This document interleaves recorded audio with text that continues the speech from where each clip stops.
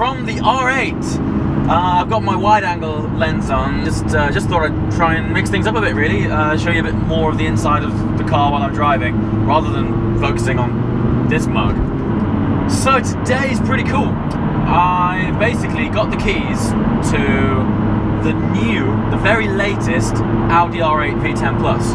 So I actually saw the launch of this new R8 at Geneva this year, Geneva 2015. I gotta be honest with you, my initial impressions of that car weren't that great. Only because when they launched the first R8 way back like 2007, the design of this car then was wow. You know, it was so good. I think it made the whole industry pull their finger out and stand to attention. And they came out with this, and everyone was like, what the hell's going on? So yeah, when that car came out, it just looked so good. It looked like years beyond its time, and even before anyone had even driven it, I was like, I want one of those, just because of how it looks. But when they launched this new one, I didn't have that same effect. In fact, if anything, I was a bit pissed off actually, because I was kind of looking forward to it being more wowed than ever. So up until now, I haven't really been overly enthusiastic about the aesthetics of that car. But I have to say, I've seen a couple more of these cars since that launch. Already, this new R8 is starting to get there with me. So, yeah, let's see. Well, someone must like this car, because I just started filming, and this gentleman here pulled up in a lovely manual DBS, and off he goes. Anyway. And here we are, just being given the keys to this awesome R8 V10 Plus. I gotta say, in this blue, it looks fantastic. Massive fixed carbon wing. Yeah, it's looking pretty cool. Haven't driven it too much yet, so we're gonna jump in and talk about that shortly. But yeah, I mean, obviously it's quite a big change from the first gen R8. Big grille. Of course, Audi have now introduced laser lights. I don't think I'm going to get the opportunity to test those today, because it won't be dark for hours, but you know, this car is definitely growing on me. It's starting to look pretty good. Carbon ceramic discs, finally, as standard. This car needs those. This is a bit of a controversial thing. They've gone and split the iconic carbon side blade. Now, some people like it, some people don't.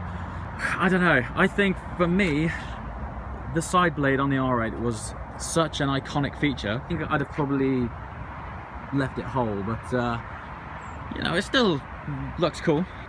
No doubt on the V10 Plus this comes as standard in carbon. If it doesn't, definitely want to fork out for it.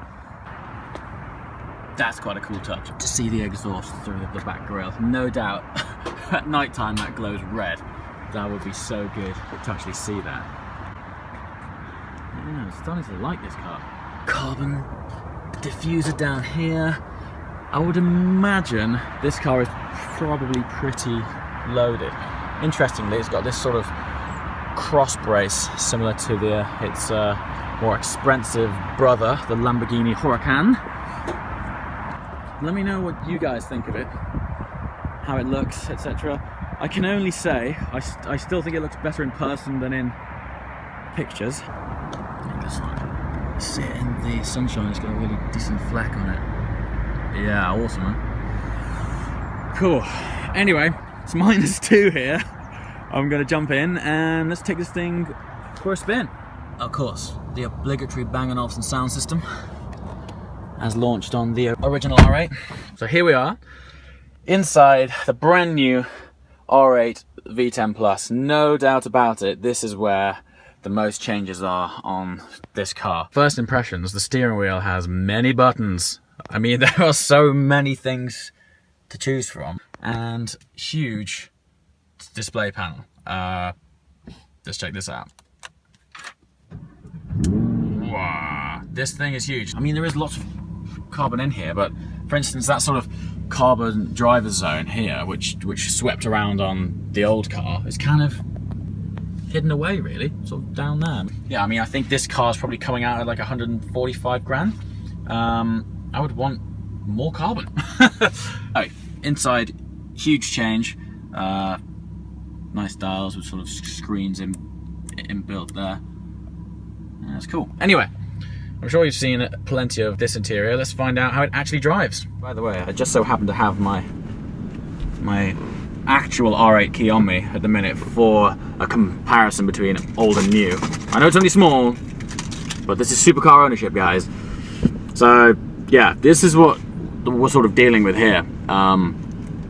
Nice little R8 emblem on there. Decent shape, lots of chrome. This is basically an Audi A1 key. It's crap. All right. First drive then in the new Audi R8 V10 Plus.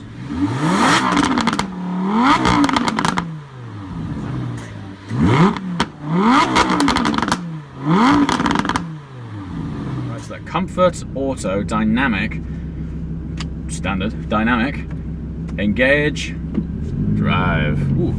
Now instantly, in fact two things instantly. The throttle response, well that, actually it's more of like this sort of early torque swell, is like immediate. It sort of jumps off the line with not much sneeze factor. Sneeze factor meaning there's not much sort of play in the pedal before the car moves. It's actually something the old R8 does, but not like this. This one jumps off pretty quickly. Second thing I noticed straight away is the steering is very light. I'm not sure if you can change that in the settings. I presume these days that this is now an electronic steering rack. Oh, there's baubles, there's pops and bangs, people. This is going to be cool. All right, let's see how this goes. It is fast. So the difference in power between my R8 V10 Plus and this V10 Plus, I think it's about 60 horsepower, which is not small change. Mine's 550. I think this is 610 horsepower. I mean, where are we gonna go? There's 610 horsepower in an Audi. It's mental. I'm not sure if it's the steering that's making this car feel lighter than it actually is. I know the car is lighter than the old R8, but I think it's being enhanced a little bit by this steering. You only really find out the weight of a car when you're like on it. So anyway, let's go and find us some country roads, make some noise.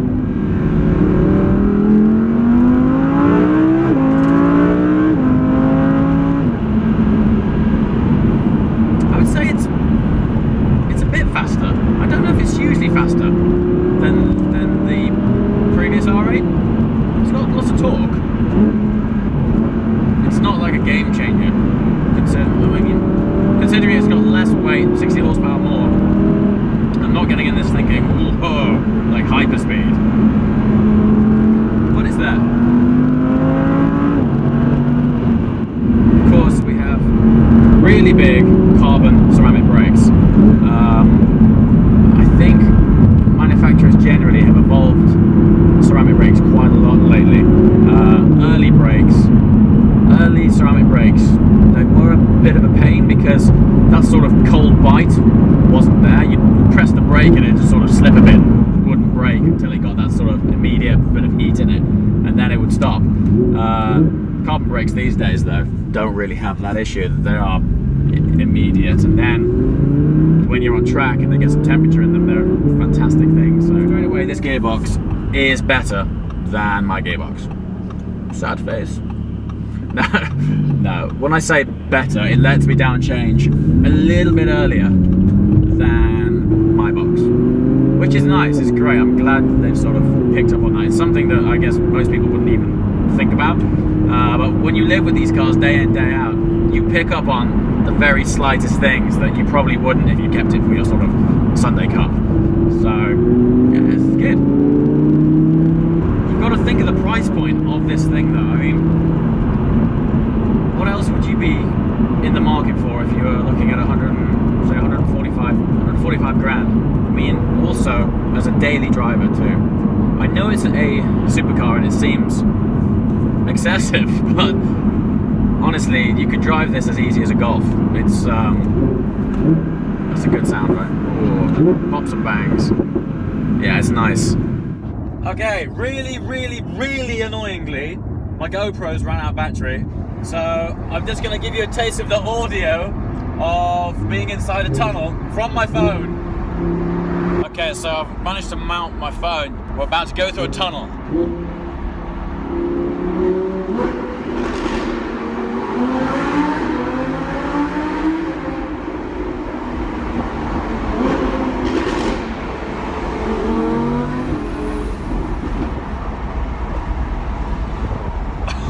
That sounds so good. Honestly, this is the kind of menu on this dash that you need to like sit with the manual and have some serious bedtime reading to understand what the hell is going on here. Too much stuff.